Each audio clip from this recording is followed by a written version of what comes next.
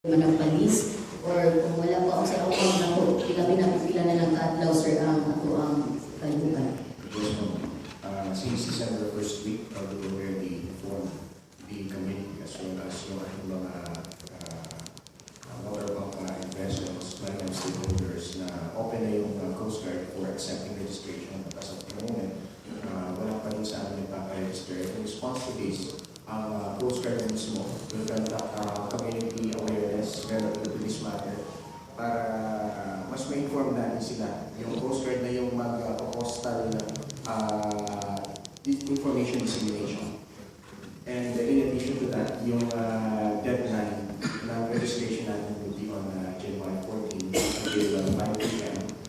We also have a new station commander who will be in charge of the whole activity relative to the Fluvial procession.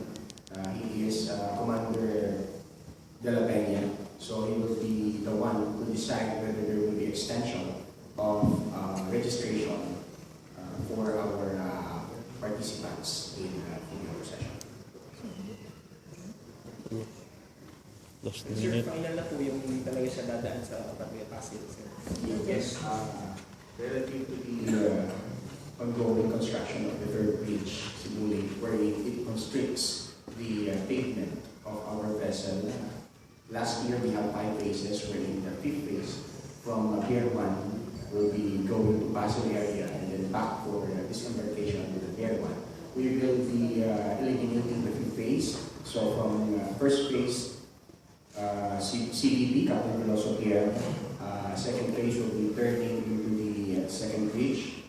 And then third phase will be from second bridge going to Piernos. All vessels will be hauled in Piernos. It's only the galleon will be allowed, plus the coastal vessel as well for the safety and security purposes. And then the phase 4 will be from Pier 2 to Pier 1 at the disembarkation of the vacations.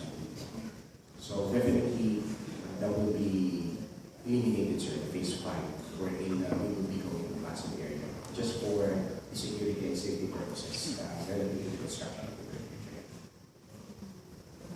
Good morning, everyone.